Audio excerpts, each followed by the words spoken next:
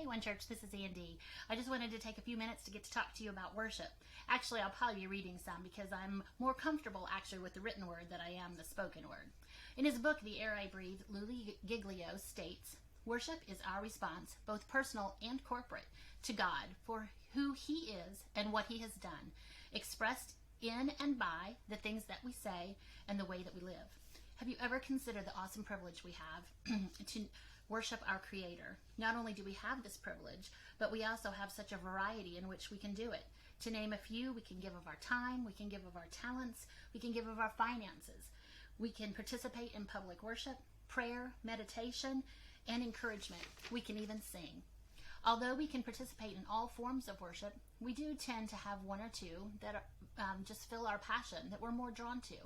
One of my favorite books, The 5 Love Languages by Gary Chapman, he talks about how we all have the need for these 5 love languages. If you're not familiar with it, they are words of affirmation, small gifts, physical touch, quality time, and acts of service. These languages of love are all important to our emotional well-being. But as the book walks us through these love languages, it guides us to the one or two that we probably are most filled with. I believe it's that same way with worship. We participate in many ways, but there are probably one or two forms of expression that probably are more of our passion. You know those things that just come naturally. They flow from you like breathing. They motivate you to take on the enemy. For some, it may be hearing the word, a good sermon that motivates them to go out and share that word with someone else. For some, it may be the delivery of those words of motivation and encouragement. I'm married to one of those. He can get up and stand and speak, and it just flows from him like breath. For some, it's the joy of giving. It's giving of their money or their time to either start or further a ministry.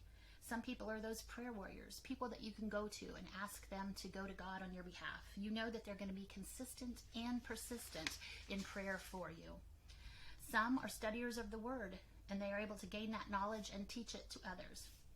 Our participation in worship sometimes is directly correlated with our phase of life or where our maturity in our walk with God is. Sometimes we're blessed with more finances than usual, and that allows us to give even more. Sometimes, due to circumstances, we might be given the opportunity to be a leader, when in fact we're more comfortable just being a participant. For me personally, it's music and song and singing. I am that person that you see in traffic singing at the top of their lungs, having my own personal concert in the car. And although that is a funny picture to see and to think about, to visualize, I've actually had some of my most intimate times of worship in my car. Music has been with us through the ages. Every culture and generation has had music. We see it in Scripture as people experience different encounters with God. The book of Psalms gives us many of these songs. Music has such a way of filling us up with stirring emotion. It can bring a smile to our face, and it can bring tears to our eyes. During times of sadness and sorrow, it can help soothe us, and it can enhance feelings of happiness and joy. Music might just bring movement to our bodies as well, just saying. Singing to the Lord, or just simply listening to the words, the melodies, the lyrics, it can help block out all the chaos that the world brings our way.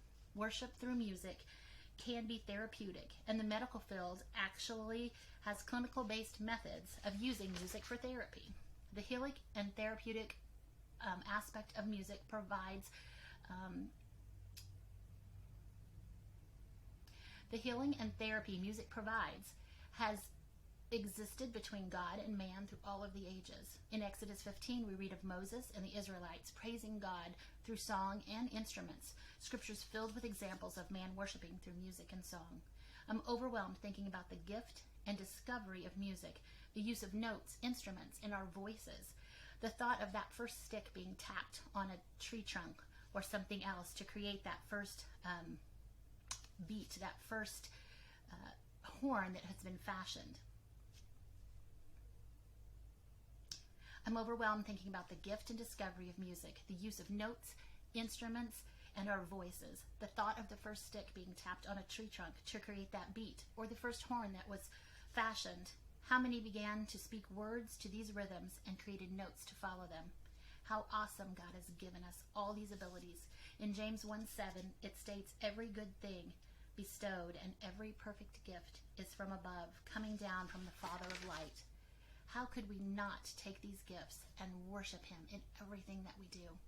Our church is filled with different people coming from all different backgrounds and different life experiences, but the one common ground we have is worshiping our Creator. Quoting again Louis Giglio, it says, "Let every breath you take be an act of worship. Worship is more than singing on Sunday. While that is a part of it, worship is the essence of what makes us truly human. God sparked this desire within our hearts." My husband and I always talk about the shovel principle, how we give out of ourselves to God. We shovel out our worship to him, and then he shovels it right back into blessings, and God's shovel is much bigger than our shovel. It is my prayer for you and myself that we not only worship through not just our passions, but with every breath of our lives. God bless you, One Church.